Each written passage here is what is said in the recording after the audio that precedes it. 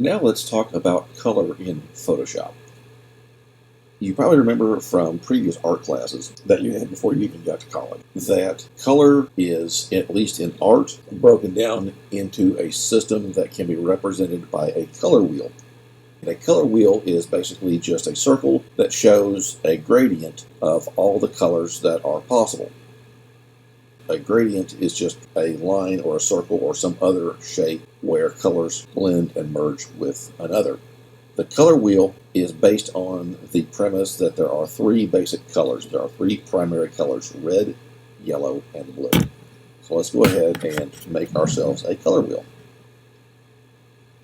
First thing I'm going to do is I'm going to, on my new layer here, I'm going to just make a rectangular selection all the way across. When I hit my gradient tool, I just happen to have a custom gradient that is the spectrum, which is all the colors. And there we have it. Now, the cool thing about this is if I go to Filter, Distort, Polar Coordinates, zoom out just a little bit here. There we go. Now that's a little distorted.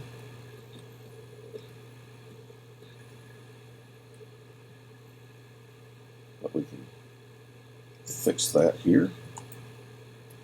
Alright, so there is a color wheel. And you'll notice we have red opposite of green. Well, orange, this is a little distorted, so this is not quite accurate. Orange should be opposite of blue. Yellow is opposite of purple. So it's a little off, but it'll do. So that is the color wheel itself, and I want to use that as a demonstration of how color works in Photoshop, which is different than the way color works in the art world. The reason for this is because in art, the primary colors are red, yellow, and blue, which I've tried to draw here. It didn't quite work out right because I didn't have my gradient set correctly. The color scheme in Photoshop, the primary colors are red, green, and blue. It's called RGB color. That is because monitors back in the day, at least, and still mostly to the point now, mostly is the case now, monitors don't do a very good job of emitting yellow light. So back in the day when they were first inventing these kind of monitors, they said, well, we're going to use green light as the primary, one of the primary colors instead of yellow. So colors are created in computers using red, green, and blue light mixed together instead of red, yellow, and blue colors mixed together. That's RGB color. The way RGB color works in Photoshop is controlled by two colors. The foreground color, which is this little rectangle that's on top, and the background color, which is the rectangle that is behind and below the foreground color. So when you're working in Photoshop, you can have two quote-unquote active colors. Think of them as two paints on your palette. One color on the palette is the foreground color and one is the background color. You can switch these two back and forth by clicking on this button, and you can change the colors by clicking inside one of them. So I just clicked inside the foreground color and it brought up the color picker. I'm going to hit escape. And if I click on the background color, it gives me the background color. So I'm going to hit escape again. And now I'm going to show you how Photoshop handles color by working through these particular foreground and background colors. Click here. And here we have the color picker. And you're going to spend so much time in this that it's not even funny. You can also do this, by the way, by clicking on color as well, but this is faster, so that's what I want to show you how to do.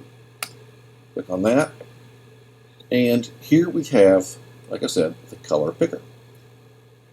Every color in RGB color, and there are about 17 million possible colors, has a code called a hexadecimal code, which is written right here. It has 6 letters or numbers.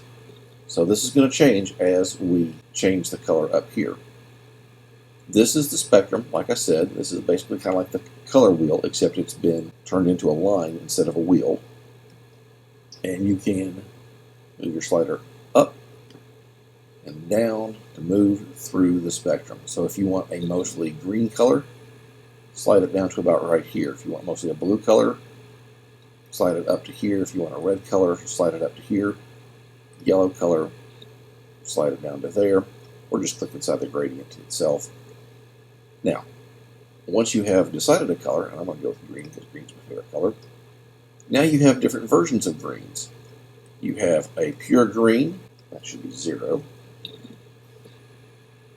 You have a lighter green if you go out to the left from the upper right hand corner, or if you go down from the upper right hand corner, you have a darker green. If you go halfway down and then you start going over to the side, you have a less saturated green, which is less vibrant, not necessarily darker or lighter, but just less vibrant.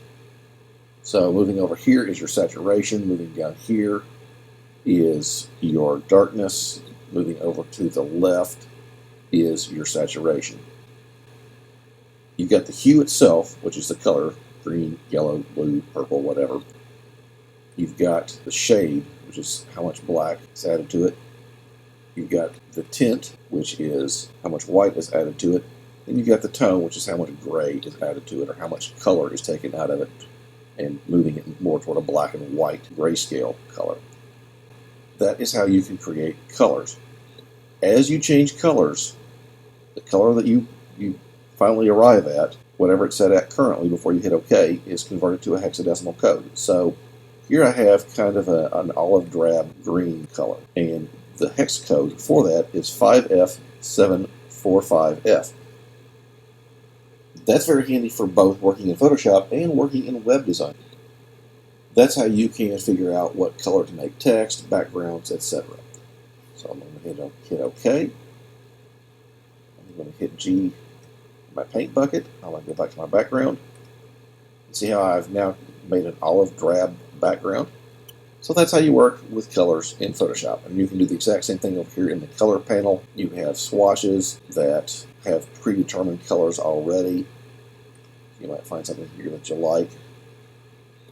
Gradients, patterns, so forth and so on. But the question here was color, so I'll just leave it at that.